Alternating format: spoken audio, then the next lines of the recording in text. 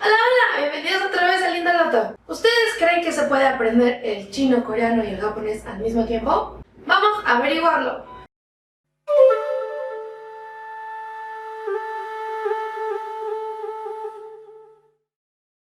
Esta es una pregunta que muchos me han hecho de diferentes maneras. Algunos me preguntan si puedes aprender los tres idiomas, otros si puedes aprender dos o los tres al mismo tiempo. Bueno, desde mi perspectiva personal, no solamente al aprender idiomas, sino también al enseñarlos, no estoy segura de que se puedan aprender los tres al mismo tiempo. No digo que sea algo imposible, probablemente algunos de los políglotas que existen en el mundo han aprendido dos o más idiomas al mismo tiempo. Y como todo en este canal, la verdad es que depende mucho del idioma, de los idiomas que estés aprendiendo, del tiempo que le vayas a poner, del método que vayas a utilizar para aprenderlos. Entonces yo creo que de poder se puede, de que sea recomendable, yo no lo recomendaría. Entiendo la hipótesis que se tiene de que como los tres son tan similares, pues es muy fácil aprenderlos al mismo tiempo.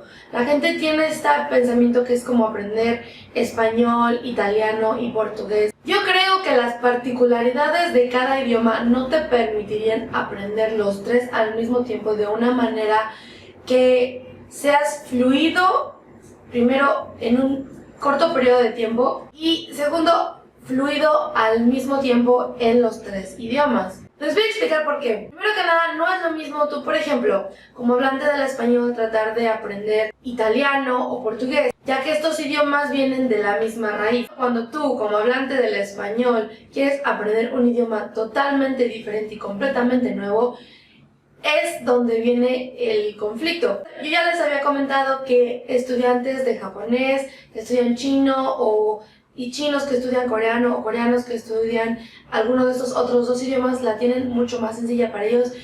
Es como nosotros aprender italiano o portugués, tienen las mismas bases, pero primero pues saben uno su idioma nativo, entonces para ellos es fácil hacer esas conexiones. Si aprendes más de una segunda lengua, vas a darte cuenta que al principio los temas son bastante similares. Por ejemplo, lo primero que te enseñan es a reconocer los sonidos para que puedas leer y escribir en tal idioma, los saludos, presentaciones, cosas de la vida diaria y vocabulario simple como por ejemplo verduras, frutas, animales, números, direcciones, etc. Y de entrada ahí ya tenemos el primer problema con estos tres idiomas porque tienes que aprender no nada más a identificar los sonidos de cada uno porque no tienen sonidos iguales. Y el sistema de escritura de cada uno, aunque son similares en ciertas maneras, son bastante diferentes. Por ejemplo, cuando empiezas a aprender el chino, lo primero que te enseñan es el pinyin. Y el pinyin es la manera romanizada, o sea, la manera de utilizar el alfabeto A, B, C, D que nosotros tenemos para escribir los sonidos chinos, que en principio no se leen ni siquiera como en inglés o en español, que hay sonidos que no tenemos en inglés o en español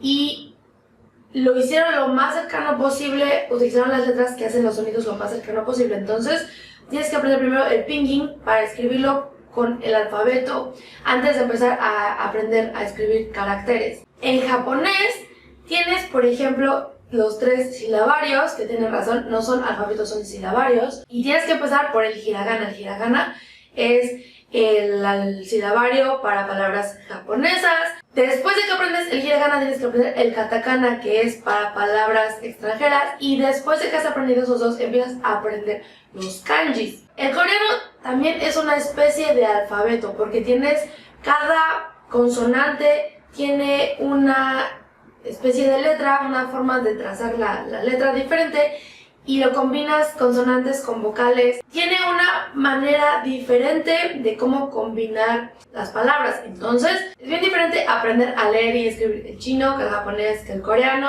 Mientras vas aprendiendo y te vas familiarizando con la forma de leer y escribir y pronunciar las palabras, vas a tener que aprender formas gramaticales, vas a tener que aprender vocabulario. Y aquí podemos ver que ya tenemos un total desfasamiento de los temas. Alguna vez yo también lo intenté, alguna vez yo también pensé que era algo sencillo, podía aprender coreano, repasar mi chino y retomar mi japonés si hacía unas tarjetas.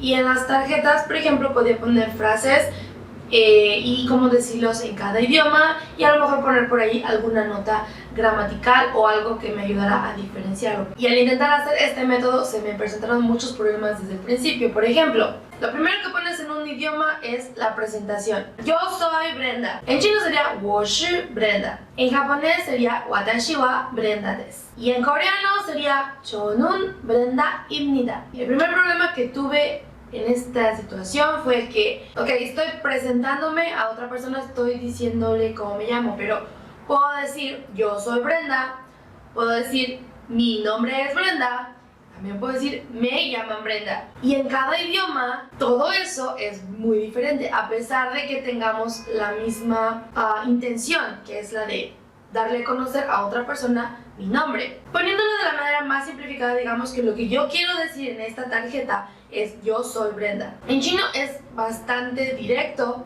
y nada más tenemos 我, que es yo, 是 el verbo ser, Brenda, 我是 Brenda. En japonés tenemos 私は Brenda desu.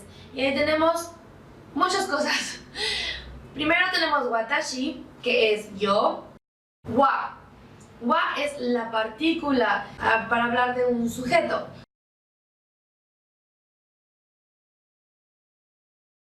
Brenda, mi nombre, y des. Des no es el verbo ser. Des es también una partícula. Es una contracción de una forma de decir ser, pero des como tal no es el verbo ser. A pesar de que ese enunciado nos dice yo soy Brenda, las reglas gramaticales no te están poniendo un verbo. Ahora, el coreano podría parecer similar al japonés. 저는, yo, 는, la partícula de tópico, Brenda, mi nombre, 입니다, el verbo ser. Primero que nada tenemos la partícula 는. En coreano no nada más tenemos 는, también tenemos la partícula 은. Y sabes si tienes que utilizar 는 o 은, dependiendo de si la palabra anterior terminó en consonante o en vocal. 입니다 es el verbo ser, pero además tenemos que ver el nivel de formalidad de la oración. Watashi wa Brenda desu también es una manera formal de decirlo, una manera casi neutral, pero es formal, es mostrando cierto respeto. Y también tenemos maneras de hacerlo más respetuoso, tenemos maneras de hacerlo menos respetuoso, tanto en coreano como en japonés. Cuando en chino